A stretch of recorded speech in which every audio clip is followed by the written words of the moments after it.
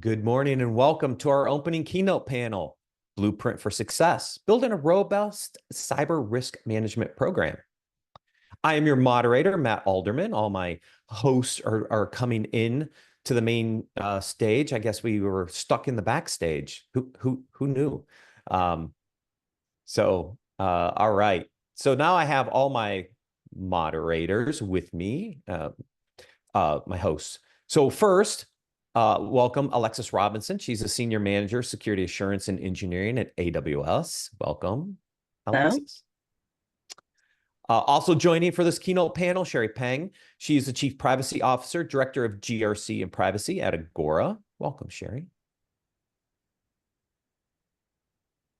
Can you hear us, Sherry? Yes, okay. I can. Oh, just make sure. All right. And David Carter, senior manager of cyber risk management at Delta Dental. Welcome, David. Hi, happy to be here. All right, so we started the discussion backstage before we realized we weren't in the main session. So we're going to start this again. I'm going to run this like I do my podcasts. I am the host of Business Security Weekly, a CISO-focused podcast, and I always try to frame things around problem, solution, and value. So I'm going to start with David around the problem area and identify, David, some of the big challenges facing you at Delta Dental. Yeah. I think a lot of the challenges, some of the challenges are sort of, specific to insurers, but it affects a lot more than that. And then I think some general challenges. For us, of course, the environment that we all find ourselves in is one where consumers and businesses and regulators are all becoming more educated, more aware that they understand cyber better than they used to. And their expectations are going up, which, shouldn't surprise any of us. But with those rising expectations, sometimes comes, codified requirements, updated regulations. And so, regulators and consumers are, of course, important stakeholders, I think, for most of us. And, for us, the two biggies, they're kind of top of mind. The first is the National Association of Insurance Commissioners. It's a nonprofit, nonpartisan organization. It's comprised of chief insurance regulators of all the United States, all 50 states, District of Columbia, 5 U.S. territories. And they've been basically pushing what they call a model law for data security. And that has a lot of stuff in it, which includes notification requirements on breach. Now, there's no, what we're seeing, though, is that as each state implements this, they each implement it a little bit differently. And so they've gotten through 23 states so far. They've got a lot left, and they intend to get through all of them. And so we're just trying to keep up with them as they evolve, as they pass their requirements, and understand the differences between them. As you might imagine, it's not as easy, as it sounds. It's a little complexity there, so that's a challenge. The other is New York. So New York has a cybersecurity law. They just amended it in November of last year. And it's probably one of the more comprehensive regulations that we've seen. It carries a lot of requirements with it, some of which are beginning to get quite prescriptive in nature. And then also the notification requirements are getting both more specific, but also more broad. So not limiting themselves to criteria that say, oh, if it affects you materially, you have to notify. They've made it so that if it just affects the consumers, you have to notify. It doesn't have to have a financial material impact. And furthermore, they even require notification, even if it's not a breach necessarily, but an extortion payment, so ransomware. If a company or organization paid a ransom, you actually have to notify New York as well. So those are kind of the big drivers, but I view that as just sort of a preview. I think that a lot more regulatory agencies, state legislatures, consumer groups, this is a trend that's going to keep continuing. Well, and we saw it with privacy, right? Sherry, you see similar challenges, I think, from a privacy perspective, because we have 50 different privacy laws roughly out there now, started in California and then kind of trickled through. So you run into some of the same challenges, I think, when it comes to managing privacy regulation across different state requirements.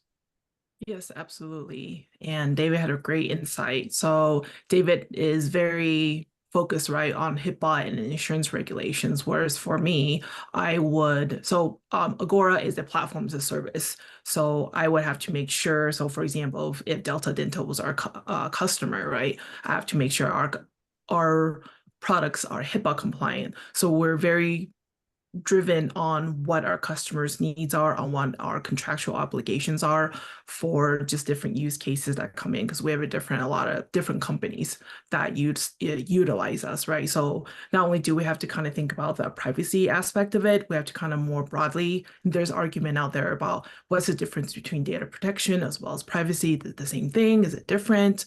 What do we call it? When it comes to breaches. And so in cybersecurity, all kind of is like morphing this like weird sphere that you have to try to kind of pull one thing to see what is applicable to the environment that you're looking at.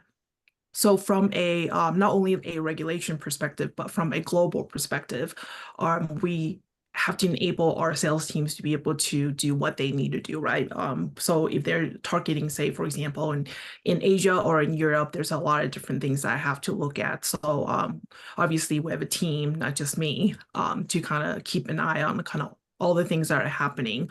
But really the biggest thing at the end of the day, I have to kind of step back from not just Delta Dental or AWS or from a vendor perspective. We really have to focus on, okay, internally, here are our risks, but from a external perspective, I have to make sure that our products are compliant with whatever regulations that we're trying to sell in. Like, for example, in the healthcare industry, right? Like we got to think about HIPAA, and then in the EU, there's all different kind of, depending on what country you're in, they may have different regulations that you have to follow. So a lot of times German customers will come, hey, here's the certification we want you to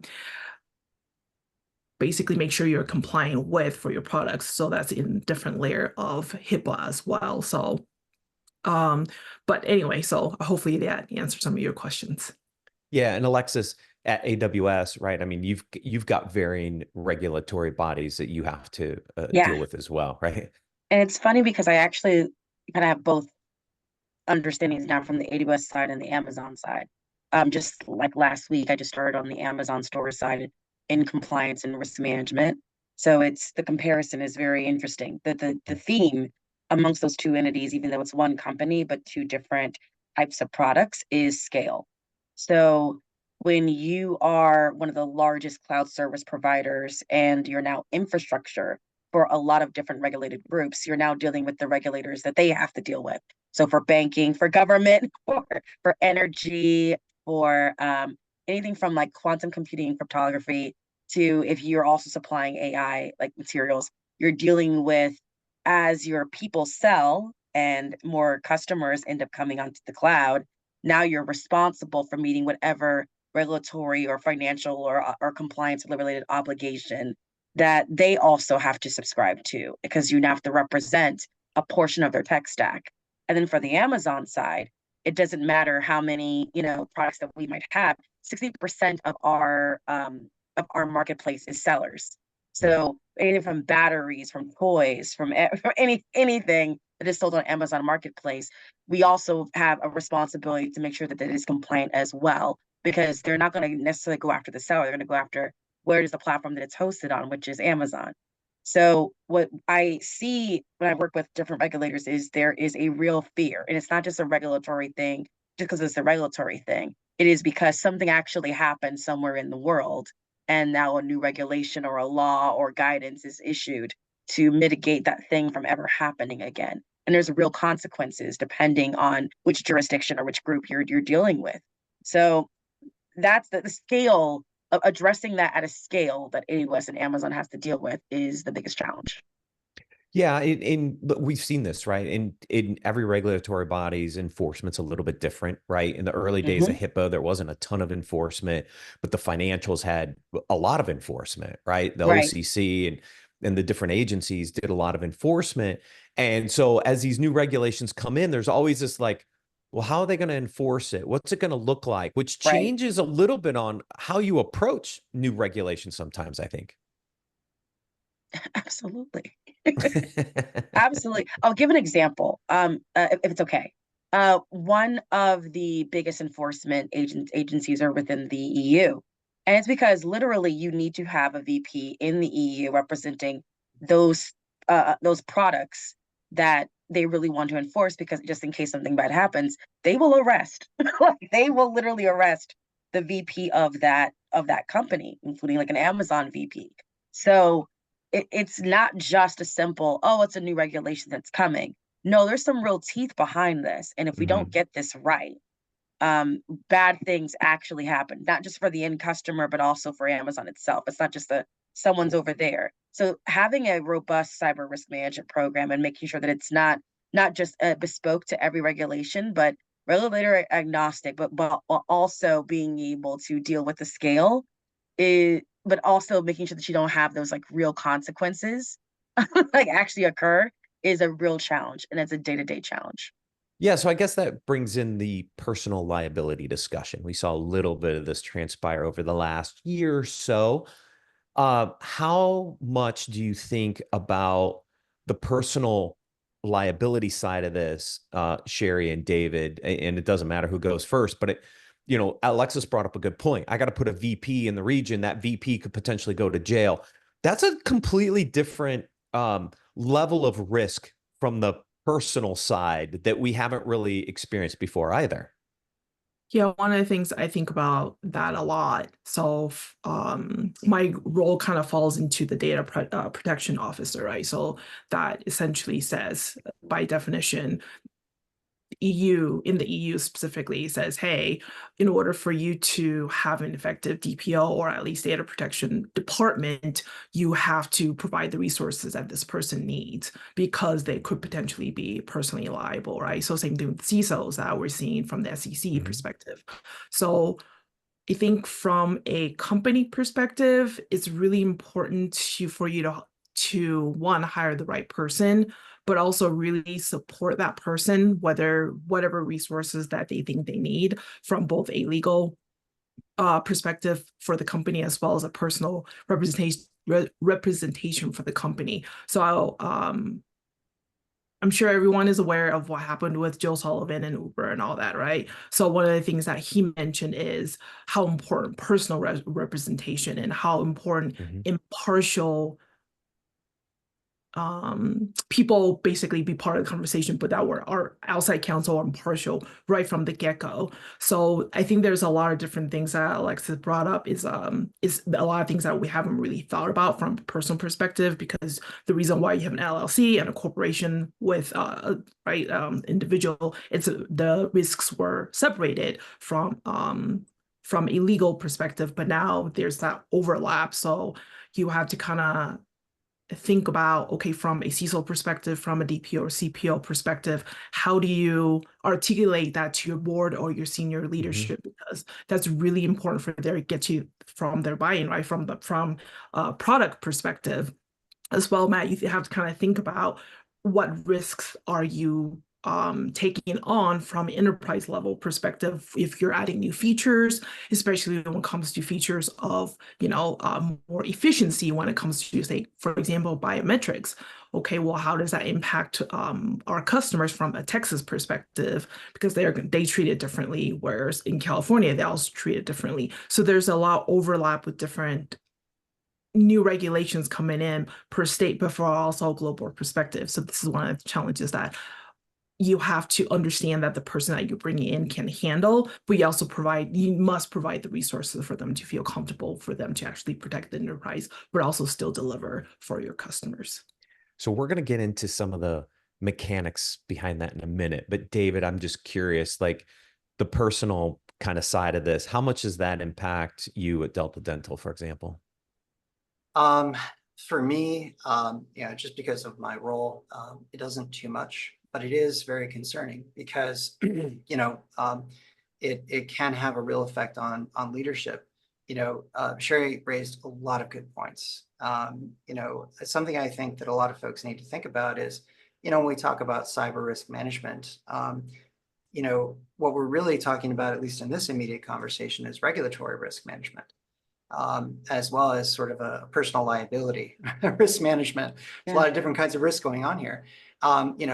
Sure, yeah, you need cyber insurance for the company, but you also need personal liability insurance as an officer of the company, Yeah. or to defend yourself if you face lawsuits.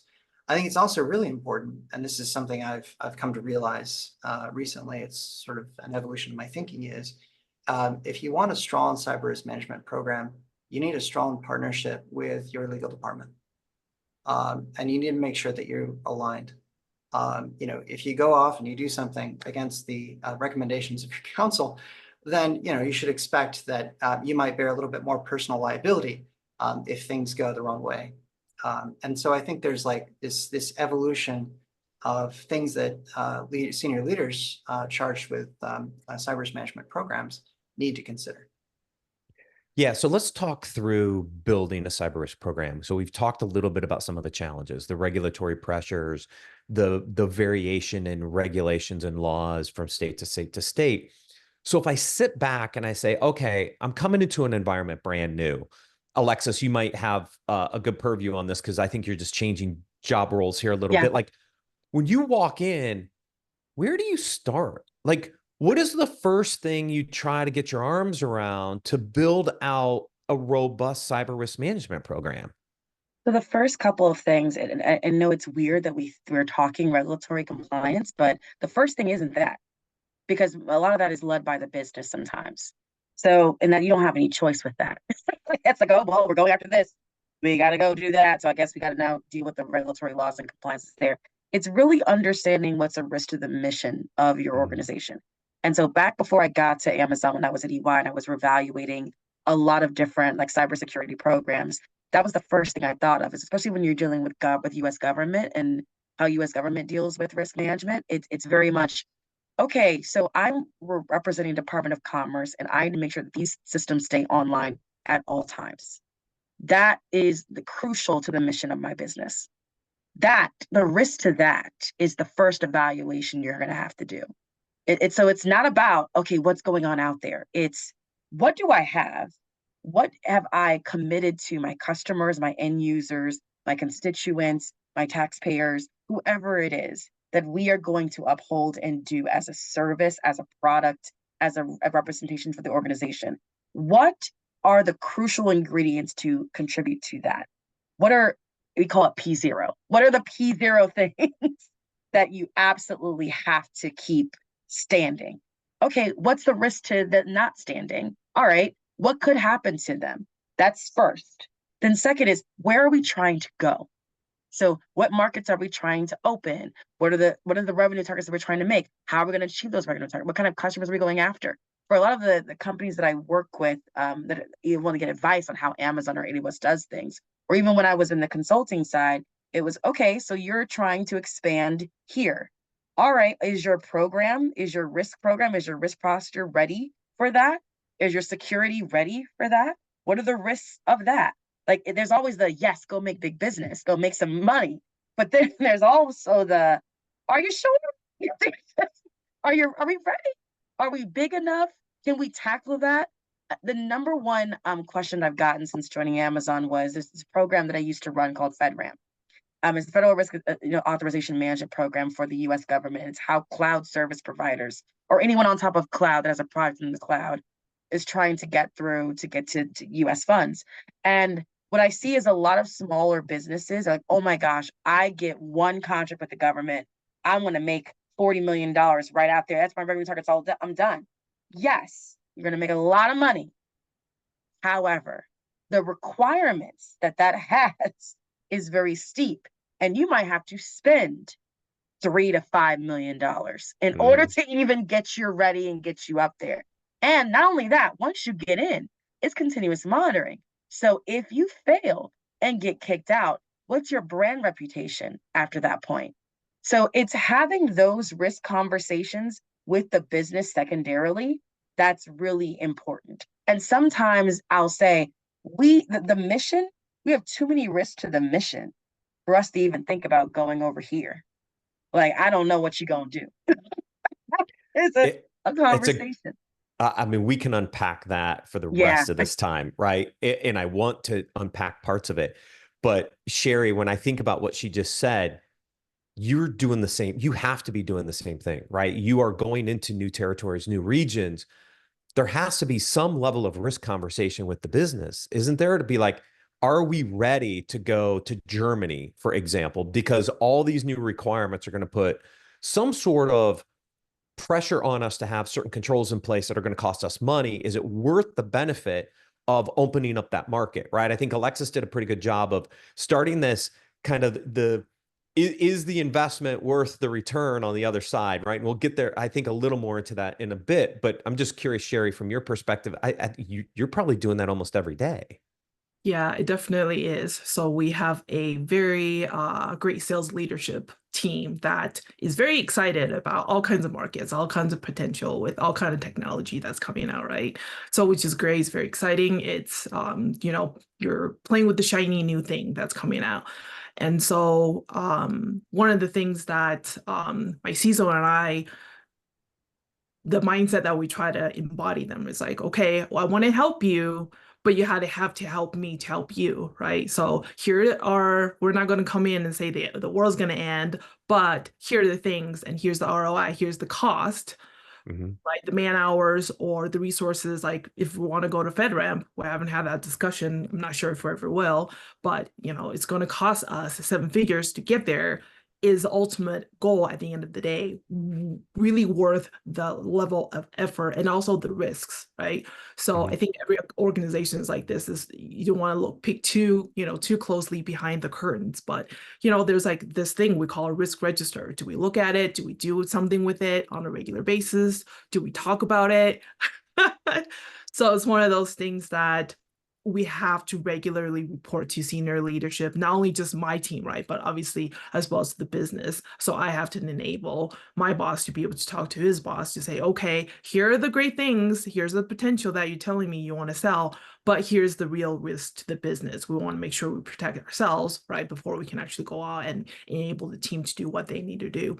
So I think about that and have that conversation, like you said, the daily, all the time, and I modify our program all the time. Well, we can tweak this here and that. And so, but one of the biggest thing kind of to add along with what Alexis and really David mentioned is underlying all this, we don't want to be the security team or the risk management team that comes in and basically rain on everyone's parade. We want to enable the business, right? We want to make sure the product team is able to do what you do. But I think how we do that is build trust with the team. So the team needs to understand, hey, Alexis knew she came in and she has our best interest at hand. So whatever she's saying to me isn't saying, well, the world's going to end, but it's going to say, here are the things we need to think about. We can't get there, and here's how we're going to get there. And then I'll leave you kind of on the nitty gritty, you team business owner, on how to get there really. But here are the things we need to do, and here's how the things that I think we need to do to get there. But then at the end of the day, it's up to you. If you want to accept the risk, you want to transfer, mitigate it, whatever it is, it's up to you. But at the end of the day, we're an advisor, right? I'm not here to tell you not to do it. I'm here to tell you, here are the things that you're not thinking about because you're thinking about the rainbows and the unicorns, which is great. But we have to kind of come back to reality a little bit. So I think providing that kind of trust and being able to provide them the knowledge and the support that they need to do what they need to do. Like at the end of the day, I feel like I've succeeded. Yeah, and I think this is the biggest challenge for most organizations. I still see it today, is communicating the risks up to the business in a way that they understand it so they can figure out what they want to do about it. Security is a risk management discipline. We talk about this all the time on my podcast with my CISO co-hosts. And you really have kind of like 4 decisions to make in risk management. I'm going to accept the risk, mitigate the risk, avoid the risk, or transfer the risk, right? How do we, as privacy and security and compliance professionals, speak the language of the business in a way that they understand how to look at those risks in a way that they can say it's worth taking that risk or it's not worth taking that risk? And I think that's still a big challenge because, look, in my previous career, I've seen a lot of risk scores in my day, but it's really hard to explain a risk score to the CFO or to the CEO, to the board, because what's the difference between an 87 and a 92? Like, that's really hard to understand. So David, I mean, as you think about how do you report risks to your executive team to have this conversation from a risk management perspective, how are you communicating and presenting that data back? Yeah. And, I think that is one of the great challenges. You know, each time it's a bit situational. And you mentioned something a little bit earlier that I want to kind of lean into a little bit, which is about, how do they talk, right? How do the two sides talk? How does the business talk to the cyber risk management program? And, we have to understand each other. So we need to make an effort, a real effort, a concerted effort to understand what their business is. What do they value? What do they care about? What drives their decision making? How do they operate? We could also expect them to learn all those interesting and technical details about cyber, but I think it's a little bit more practical for the cyber folks to understand the business processes, as opposed to the folks running business processes to understand all the very vast domains of cyber. Which is really challenging. And then, to Sherry's point, trust. Oh my gosh, you really need to have trust with your partners, with your stakeholders, so that when you make recommendations, they're listening, right? As opposed to not just saying, "Oh, it's the Department of No, come to tell us another thing that we're not allowed to do," because of reasons we don't understand, because they didn't make an effort to make it understandable. So, I think it's a really interesting challenge, right? How do you do that communication? How do you build those relationships? How do you get that trust? How do you get that cross-functional sort of collaboration so that you get those great outcomes, which is to say, well-informed business decisions. Mm-hmm. I violently agree with what Alexis said earlier. The mission comes first, and everything should be in service to that. And I don't think that point should be lost. And so for us, I think a lot of that means understanding the business, so that we make our recommendations. They make sense. Matt, a couple of other things you were talking about, 95, 93, green, yellow, red, orange. What do the colors mean? How should I feel about a particular color? Is it worth spending $1 million to change a color, right? We need to do a lot better when it comes to describing, decisions in the context of risk. There's been a lot of talk, a lot of work, really a ton of work. Doug Hubbard wrote a book on how to measure anything in cybersecurity. He wrote that book with oh gosh, I'm always Richard Seierson, good friend of mine. Yes. I actually went to one of their talks before they wrote the book. So pre-book talk, and it was just like, this is it, right? But it's been really challenging to describe those concepts and topics to senior leadership and boards, right? I mean, remember, when you're talking to the board, you get a couple of minutes to talk about one slide. You don't have time to give them a sort of a crash course in risk quantification. What I've tried to do myself when I talk to folks about, okay, it's a risk. What does that mean? So what, right? I talk to folks and I frame it as an estimated contingent liability, which is a subscriptive label, right? It's a potential liability contingent upon an event. And it really comes down to, do you think the event's going to happen or not? And what do you think the liability is going to be, right? And that's a good conversation. It's a little bit more manageable to discuss it in those terms.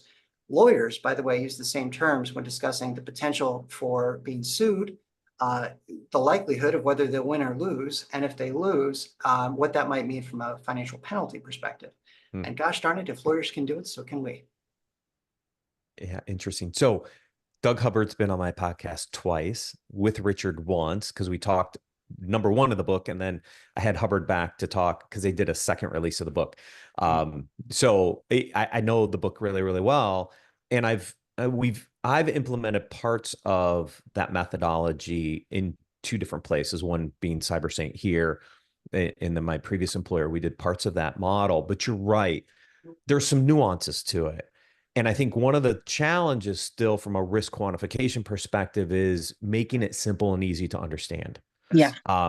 Right. And so I'm going to pick on you a second, Alexis, right? When you were E&Y, you'd walk into a client, you bring in your lovely spreadsheet, you'd spend 6 to 9 months, you build out this beautiful risk register in an Excel spreadsheet, which I appreciate. I've seen enough of them in my career. I understand the elegance of them, but then it's hard to actually implement those at scale for an organization to continually manage those risks. I'm curious, in your role now, having been in that seat and built these models, like how are you operationalizing what you used to consult for from a risk quant perspective? The one thing that I love about the transition into actually owning some of the risk versus recommending, like, this is what you might own, this is what you got to do at a high level, is David touched on it about the earn and Jerry here about earning trust quickly. Part of earning trust is having a solution. So yeah, the risk register is there, but if you're able to say, hey, look, I'm not asking you to deal with this risk. I'm asking you to accept that I can actually go fix this. This is what I'm going to need, and this will get you to here. So instead of it just being a risk register or green, yellow, red, one, I own that green, yellow, red, so I don't have to worry about reporting that up. It's more of, oh, it's either has happened, or in order to prevent all of these things from happening, here's my quick win solution. So the earning trust is in the solutioning and being able to say, I just need this many people to help me for a period of time or forever. Like if we decide to go after this work, and I think it's let's talk about this enabling more so than saying being the no person.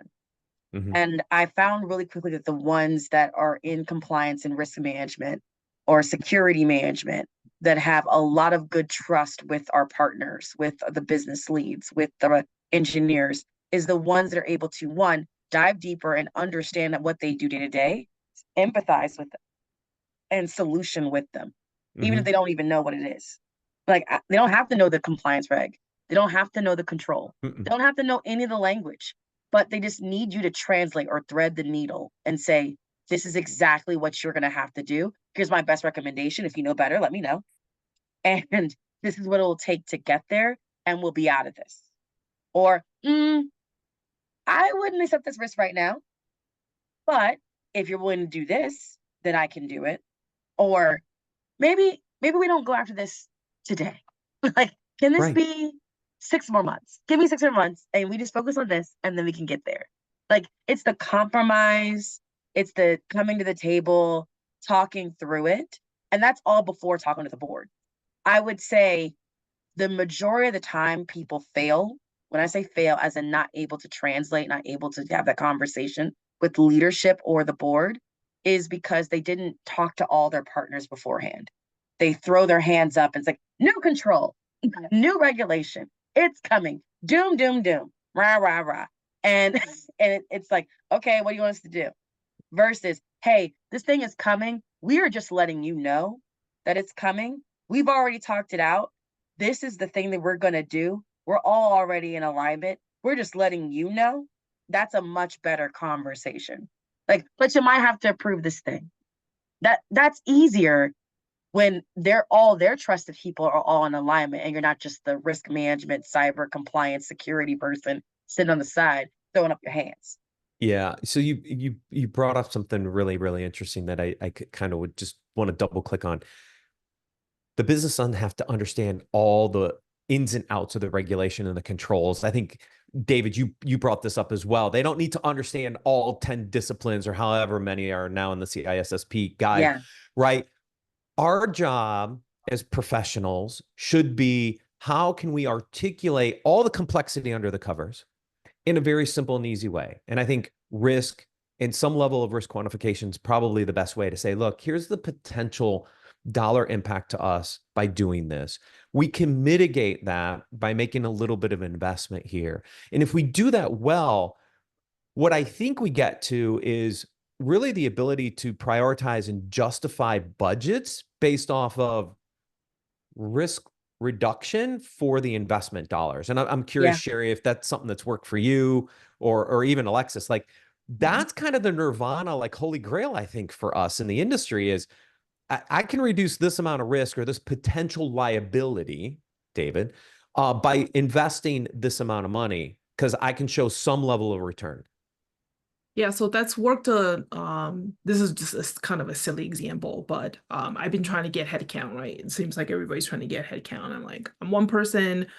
on the US side, I can only do so much. Okay, well, if you're not going to give me a person, I need 1, 2, or 3 tools. So I've had that argument where it worked out really well. But I want to highlight Alexa's point in that having a risk register in the pretty spreadsheets and numbers and metrics is all great, but if you're unable to make it kind of tangible for them, so she brought it, Alexis, I like how you had the conversation, basically said, I can provide you a solution. So you gave them something tangible that they can do. So I think that's something that's a very, very important point for us to, when it doesn't really matter if we talk to the engineer or the CEO. I think as soon as we can translate it to that, where we say, here's the doom and gloom stuff. However, here are the 1, 2, 3 ABC things that you need to do to be able to reduce that risk. And if not, how do we mitigate or avoid it or accept it, right? I think if we're able to translate that, if that means by basically trying to quantify it by dollar, or at least maybe more of like a color scheme, or maybe 1 through 10, and 8 means this. So instead of giving them a score, because I think scores are really kind of relative, I was like, okay, is there a difference between an 80 to an 84? Okay, do we really care about trying to get to an 85? So you can kind of get to the granular things that doesn't really mean a lot at the end of the day. But to come back to what Alexa said about mission, right? Like, how do we make sure that tangible thing or solution or whatever it is that we're talking about goes back to the mission to do whatever it is that we're trying to do, make sure our uptime is 99.9999, right? How do we do that? Yeah. And then talk to them about what they care about, not about what we care about. Because I think as security practitioners, we're really good about talking about what we care about, what we think must be done, but we don't own the business, right? Like, it's their unit that they get to decide how they want to run it, not us. We're just advisors. Well, not just advisors and consultants. We're still very important. We have to translate all the risks to them and the cyber risks and all that. But I think that's how we succeed, is giving them the things that you've been mentioning. And that's really important. Thank you for bringing that up. Yeah. So let's talk about getting ahead of this a little bit, right? I think a lot of organizations are constantly reacting to just the onslaught of new regulations, new requirements. I've seen this in my 20 plus years in this space, right? We're always reacting to the latest and greatest. Is there a way to get ahead of this? Is there a way to build a more proactive program where all these changes, they can be handled through the process? Like, it's not an emergency every time a new state or a new entity decides to create a regulatory change. Can we get ahead of this? And how would we get ahead of it? So let me start with David, because you were the last one on the round. Yeah. How do we tell the future? I mean, I think there's more we can do. It's always going to be a bit of a game in trying to to fully get ahead, and I think that's really tough. But I think we can do a little bit better than I think a lot of organizations do now. I think, and this is my opinion, just based on my own personal experiences, I think it's really amazing and incredible if we're able to see more boards, director boards, board of directors, with individuals with a technology background, with a cyber background. We are very, very fortunate, and that we actually do have individuals on our board that have deep technical backgrounds. And it has, I've been at organizations where that's not the case, and I've been at organizations where that is the case. And the difference is huge. And I think it makes it is a big variable when it comes to how far ahead can we get. Some cyber risk management programs, or information security programs, or cybersecurity programs, take your pick of naming. Their genesis is in the response to an event. Those programs, and I've been part of them, can be good, but often they really struggle to keep ahead of the curve, because they were literally born out of a reaction to something, right? Yep. The ones where it's a strategic decision that this is an important capability, they tend to be a lot better about, not perfect, but better about getting ahead of what's coming. I don't have a magic, like a silver bullet here for programs. I wish I could offer that up. But I think that it starts with, good leadership that has a background where they can help guide the program in a direction which is more forward thinking, as opposed to more reactionary or check the box, if that makes sense. That makes complete sense. Sherry, any additional guidance there? Yeah, so one of the things I think, to go off your point earlier, instead of jumping at every new regulations that's coming out, every article that you read, because I think we get a lot of, we've all had bosses or leadership that they're like, hey, I just listened to this podcast, or I just read this new article, now we got to do something. So I was listening to something earlier today, and it was really interesting about how we all think we don't have enough motivation.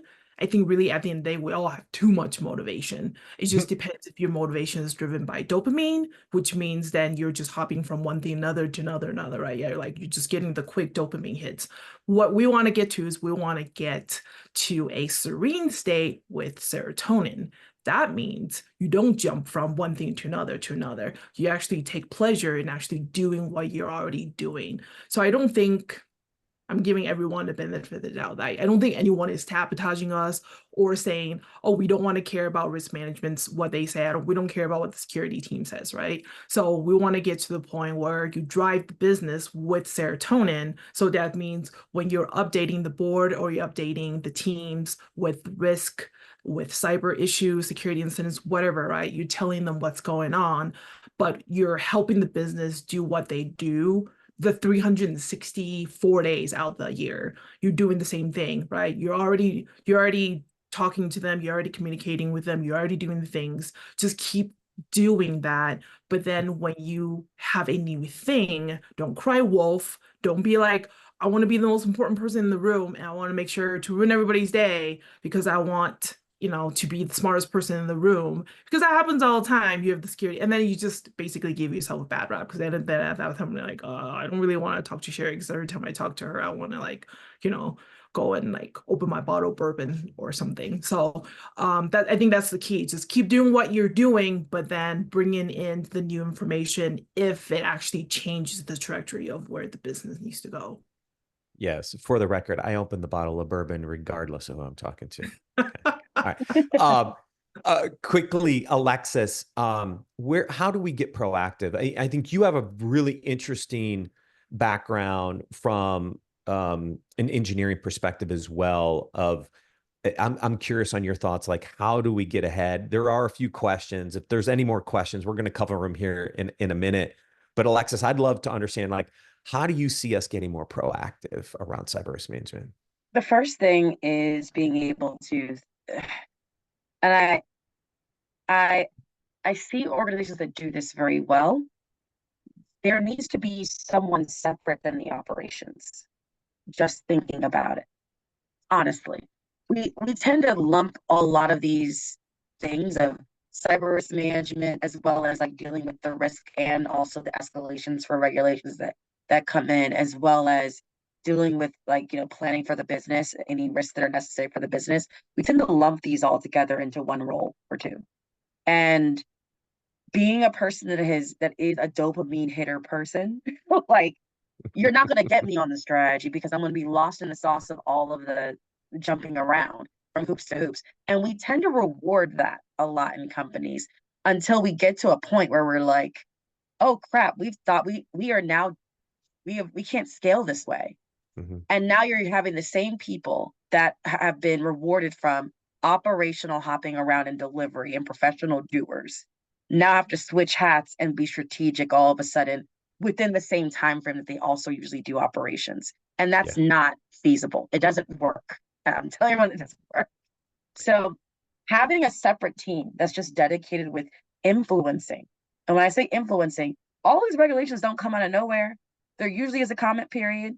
There usually is some meeting that they're having to say, hey, yo, if you want to change anything, here's the time to change it. But let's be real, most of us don't have the time because we're the same people also dealing with last year's regulations, trying to figure out how we're going to make it happen this year. And we forget about next year's regulations because we're sitting here trying to deal with last year's. That's what's naturally happens. So you might need to separate it. And I think if companies valued that role and not put those same expectations on that role, then that's important. The second is having enough time for people to come in and not blow your stuff up, but really challenge how you're thinking about what you've done. I've been in roles where I've been there doing something or operating or doing it the same audit for 5 years for the same industry, or for the last 3 years running a program. And I at first would get defensive if anyone came at my program because it's my baby. But I realized I need someone with an outside perspective to say, hey, look, that's all well and good, but have you thought about this? And have you prioritized this? And this is also coming. Have you thought about that? And to not shy away from that feedback is important. So that's just like on the people side. On the technology side, you have to have some sort of inspection. We build a lot of things fast. Most companies do. And if you're not looking at what you built and realizing, I don't know if the way we built that is going to scale for what's to come. This can handle this one bespoke regulation or this one bespoke situation or thing, but it ain't going to handle the 5 that's coming. And being vocally self-critical about your technology and saying a lot of this is legacy, bespoke functionality that we built that cannot that we're going to have to build something brand new for these other things. And if you're not self-critical about that state, you'll never get ahead. And then dedicating some time, some cycles, make it a goal, make it a big thing where you're turning your technology and making it a little bit more agnostic. That way the time it takes to deal with a new regulation goes down year over year. And if you're not intentionally having that kind of metric for your technology, it's going to be a problem later on. So yeah, sorry, those are the things. It's great. So I got a couple questions coming in. And I'm going to do these in a different order. So the first question that came in is Splunk one of the tools you all use to offset the low head count? Anybody have a response to that? Yes and no. So I mean, it would be from a incident, kind of from an incident handling perspective, right? But does a SIM tool by itself really no, it can end up offset a lot of alarming head you. count? Yeah, it's like, it's almost like, oh, we got this tool to get more information. Oh crap, who's gonna deal with the information? It's like that ends up. Yeah. Yeah. I don't know that it helps. And to Alexis's point, like when you have tools, it's really important that you operate them well. And that means having enough people to do so. Tools by themselves are not going to save us. Tools plus people might. Right. Yeah. So, having a tool doesn't necessarily immediately translate to, oh, you don't need so many people now. It's like, no, you deploy new technology, it needs to be supported. Right. Yep. I'm gonna save the fireworks one for last. Next. So it seems like the conversation has to be about business risk in dollar terms. Yes I would or say no? yes. That's a pretty spicy one. So I think we gotta make sure that they understand, right? And the best way is to let them know what it means or what we think it means to the dollar sign when it comes to the business. Otherwise, how do you really get them to care at the end of the day? Right. Yeah, I think quantifying risk in some dollar terms, I think, is going to be important as we move forward, especially when we're thinking about prioritization. Even the solutions I'm going to present, are the solutions cost effective to help mitigate that risk? If I can do that and quantify dollars and I can show some sort of return on investment, which has been hard in this space, but I think is getting easier if we're doing consistent quantification, it helps us prioritize which projects and which budgets we can hopefully get allocated. David, thoughts? Yeah. Is the juice worth the squeeze? Yeah. It's a great question and one that comes up all the time. How do you talk about that? I think money is a great way to talk about that. Cost is a great way to talk about that. But there's some other elements there. And oftentimes it's a conversation, and you don't have a lot of time for it. So you really have a couple of sort of big bullet points they usually make. Sometimes cost is one of those things. Sometimes it's really hard to quantify cost. Sometimes you don't have time to discuss the model and its inputs and why the degree of uncertainty with the model's outputs. You've probably heard this before, Matt, but models are wrong. All models are wrong. Some are useful. And I think that to explain that to somebody who's maybe not familiar with modeling, that's kind of a head scratcher, right? So you have to be careful. Sometimes, dollars, you can use dollars. Other times it's more of a story. And that tends to work too. Yep. All right. So here's a firecracker last question. Should the CISO sit outside IT operation? Who wants to take a swing at that one? I will just stick with the facts. For us, it is. He does. So we have a CSO, Chief Security Officer, and then individual groups like Amazon Games Entertainment, Prime, all of it. AWS has their individual CISOs. The CSO sits out, is definitely outside of the service teams and the IT operations groups. So we do that for a reason.